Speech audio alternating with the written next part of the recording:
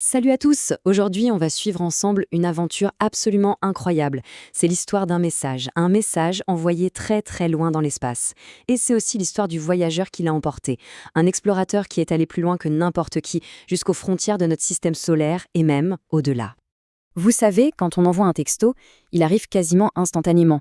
Mais imaginez en instant un objet qui serait si loin de nous que si on lui envoyait un simple «salut», et bien même à la vitesse de la lumière, la chose la plus rapide de tout l'univers, le message mettrait une journée entière, oui, 24 heures, juste pour arriver à destination.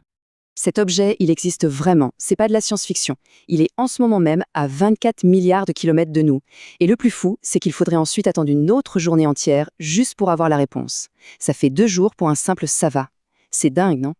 Une distance pareille, c'est tellement gigantesque qu'on a dû inventer une nouvelle unité de mesure pour en parler, le jour-lumière. En fait, c'est tout simple. C'est la distance que la lumière, notre championne de vitesse cosmique, parcourt en une journée complète. Alors, qui est ce voyageur solitaire? Eh bien, c'est la sonde spatiale Voyager 1. Elle a quitté la Terre en 1977. C'était bien avant que la plupart d'entre nous soient nés. Et son voyage, c'est une des plus grandes aventures de l'humanité. Allez, on embarque pour découvrir son histoire. Bon, il faut savoir que tout a commencé par un coup de chance. Mais alors un coup de chance monumental. Un alignement de planètes si rare, si spécial, qu'il a permis de lancer une mission qui, autrement, n'aurait existé que dans les films. Dans les années 60, des scientifiques de la NASA ont réalisé un truc de fou. Ils ont vu que dans les années 70, les 4 planètes géantes de notre système solaire, Jupiter, Saturne, Uranus et Neptune, allaient toutes se retrouver bien alignées, du même côté du Soleil. C'est un événement qui n'arrive que tous les 176 ans. C'était vraiment l'occasion à ne pas rater. Mais alors, pourquoi cet alignement était si génial? Parce qu'il permettait de faire ce qu'on a appelé le grand tour de l'espace. L'idée, c'est d'utiliser la force d'attraction des planètes, leur gravité, pour se propulser. C'est comme si chaque planète était un énorme lance-pierre qui envoie la sonde toujours plus vite et plus loin. Et le meilleur dans tout ça, c'est gratuit. Pas besoin de dépenser des tonnes de carburant. Alors, la NASA a construit 2 sondes jumelles, Voyager 1 et Voyager 2. Et, petite anecdote un peu bizarre, c'est Voyager 2, qu'on a surnommé la marathonienne, qui a été lancée en premier. Voyager 1, la sprinteuse, est partie 16 jours plus tard, mais sur une route plus courte et plus rapide. Leur mission à toutes les deux, être nos tout premiers yeux à voir ces mondes géants de très très près.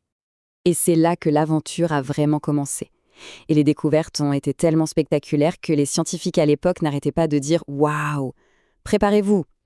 Premier arrêt du voyage en 1979, Jupiter, la plus grosse planète de tout notre système solaire. On pensait que c'était juste une énorme boule de gaz, mais ce que Voyager a découvert était bien plus surprenant. En observant de près l'une des lunes de Jupiter, une lune nommée Io, Voyager 1 a vu des volcans en pleine éruption. C'était la toute première fois qu'on découvrait des volcans actifs ailleurs que sur notre bonne vieille Terre. Pour les scientifiques du monde entier, ça a été un choc monumental. Un an plus tard, en 1980, notre sprinteuse Voyager 1 arrive près de la magnifique Saturne, la célèbre planète aux anneaux. Avant voyager, on pensait que Saturne avait 6 ou 7 grands anneaux, bien séparés. Mais la sonde nous a montré qu'en réalité, il y en a des milliers de fines tresses de glace et de roches, toutes entremêlées. On aurait dit une gigantesque boule à facettes brillantes. C'est juste après cette visite que la mission principale de Voyager 1 s'est terminée. Elle a dit au revoir au système solaire pour continuer sa route vers l'inconnu. Mais la mission n'était pas seulement scientifique. Les créateurs de Voyager se sont posé une question. Et si un jour, dans un futur très, très lointain, une autre civilisation trouvait notre petite sonde perdue dans l'espace? Ils ont donc décidé d'y attacher un message, une sorte de bouteille à la mer cosmique. C'est un disque en or qu'on appelle le Golden Record. Dessus, il y a des images de notre planète, des sons de la nature comme le vent ou la pluie, de la musique de partout dans le monde, et même un bonjour dit dans 55 langues différentes. Au fond, c'est un message très simple, une carte de visite de l'humanité pour l'univers, qui veut juste dire « Coucou, nous existons, voici à quoi ressemble notre monde, et voilà qui nous sommes ». Des années plus tard, en 1990, Voyager 1 était déjà super loin. Et là, un scientifique a eu une idée à la fois géniale et un peu émouvante, demander à la sonde de se retourner une toute dernière fois, pour prendre une photo de chez nous, de la Terre. Ce scientifique, c'était le grand Carl Sagan. Il a convaincu la NASA de pivoter la sonde pour prendre ce cliché unique. C'était un peu risqué, les caméras n'étaient pas conçues pour ça, et pointer vers le soleil aurait pu les griller. Mais ils l'ont fait, et le résultat est devenu l'une des photos les plus célèbres de l'histoire. Et voilà cette photo. Ce tout petit point lumineux, à peine visible dans un rayon de soleil, ce point bleu pâle, comme l'a appelé Carl Sagan, eh bien, c'est la Terre, c'est notre maison, c'est nous.